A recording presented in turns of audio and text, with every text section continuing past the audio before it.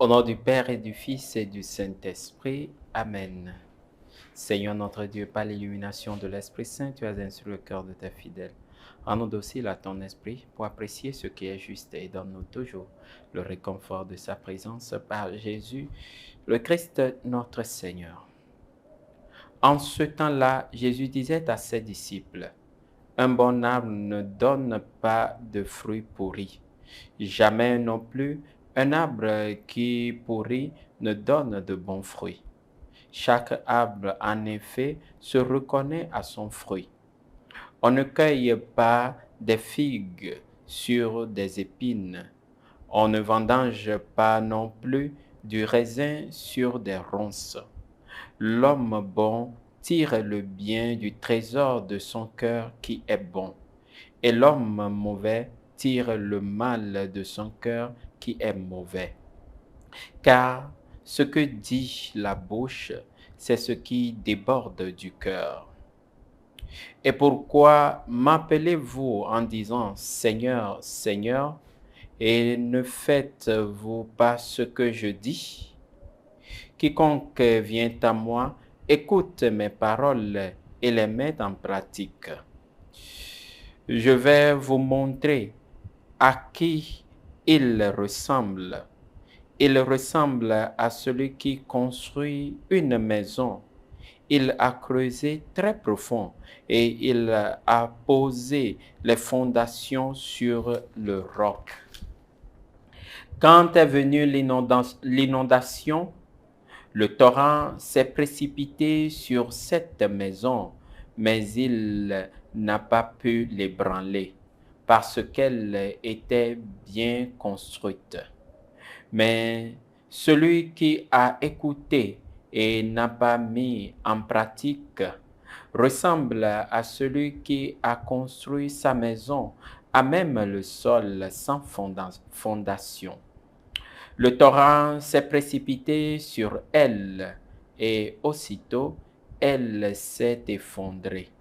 La destruction de cette maison a été complète. Acclamons la parole de Dieu. Louange à toi, Seigneur Jésus. Bien, chers frères et sœurs, nous sommes aujourd'hui au samedi 10 septembre, samedi de la 23e semaine du temps ordinaire.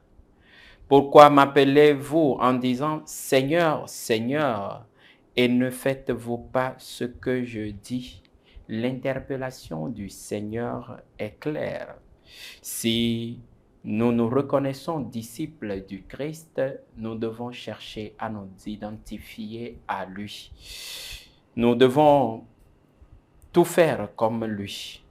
Nous devons l'imiter en tout.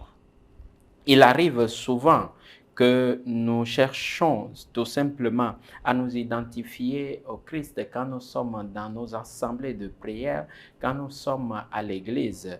Mais dans nos familles, à la maison, dans nos services, nous sommes des tout autres. On n'arrive pas à remarquer la présence du Christ en nous. Disciples du Christ, nous devons être comme lui parce que nous avons de son esprit en nous. Et les fruits que l'esprit doit nous faire porter, nous le savons bien. Les fruits de l'esprit sont la douceur, l'amour, la douceur, la paix, la joie, la maîtrise de soi, la bienveillance. Et c'est ce que nous devons chercher dans nos vies, c'est ce que nous devons ressortir de l'intérieur de notre cœur. La plupart du temps, il y a de ces amertumes qui jonchent nos vies et ça ne montre pas que nous avons l'esprit en nous.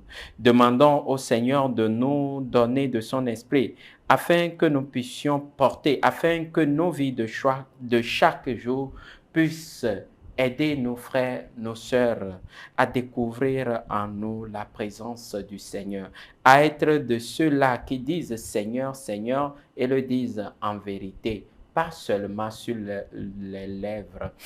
Ceux-là qui écoutent la parole de Dieu et qui la mettent en pratique. Que le Seigneur nous garde et nous protège au nom du Père et du Fils et du Saint-Esprit.